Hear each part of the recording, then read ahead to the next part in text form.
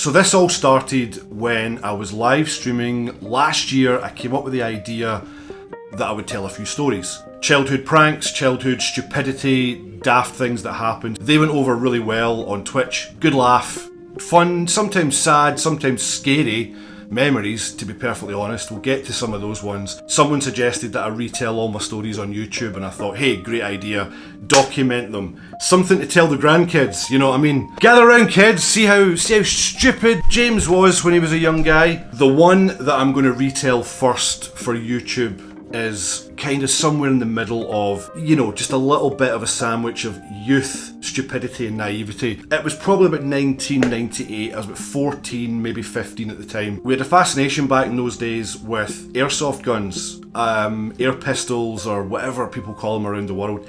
I don't know if that's still a thing that kids are still into, but we were, between the ages of like 12 and 16, it was like, you know, this is something you have to have. It felt wrong to have one. Exciting, you know, shoot your friend in the arse and get a reaction as they run around screaming, you know. So legally you have to be 16 to get one of these things, or at least you were then. I think that was the legal limit, was 16. So, you know, we kind of figured out that a certain place that I won't name would give these away to kids, you know, not for free obviously, but underagers would buy them, and you know, we found it was no problem. It must have been like around Christmas time. I remember one of my good friends and I went up to Glasgow and we decided, let's just get one of these, don't tell anyone, we've pulled our money together, let's do it, let's just be bad little boys. We're at the shop, all is well, you know, palms sweaty, something spaghetti. We get the gun. What they used to do was wrap it in a bin bag and put loads of tape around it, and they basically say, like, you know, do not open this till you get home. All the stuff that basically makes sense to a normal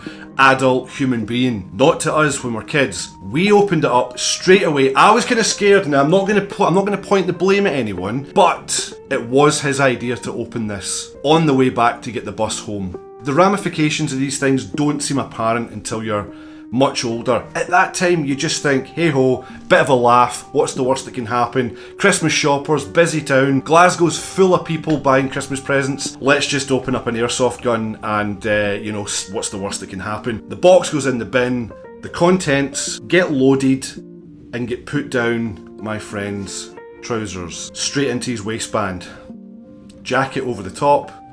Let's just keep walking. I'm shiting myself. I don't know how he was, and he was probably just getting a buzz off the fact that he had this thing loaded in his pocket.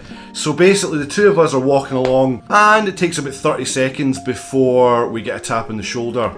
Two police officers. Of course there were two police officers right behind us.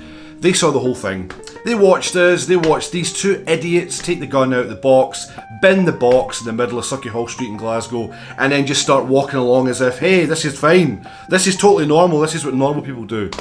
And yeah, that was it. We had to basically make our excuses and say, you know, we weren't going to do anything with this thing. This is totally normal to be doing this, but obviously it didn't work. They took our names, took our details, took the gun off us, and if we wanted it back, we had to come with our parents, you know, or one parent had to join us to collect the thing from the police station in Glasgow. Obviously that didn't happen because we're total shite bags and we just didn't do it. And so, you know, Merry Christmas to us, the pair of bozos that we are, and that was that. We all had a fair share of getting our hands on airsoft guns after that, and I can remember completely stressing my neighbour out with one of the guns I eventually had by pointing out the window of my bedroom and just shooting to try and figure out how high you had to point it so that it would just hit their kitchen window. Obviously, no thought about what could be damaged. I just wanted to see if I could hit the window and get a reaction. And I did. So, you know, eventually all these different guns that we acquired ended up getting taken off us. And the moral of the story is, don't do stupid things as a child.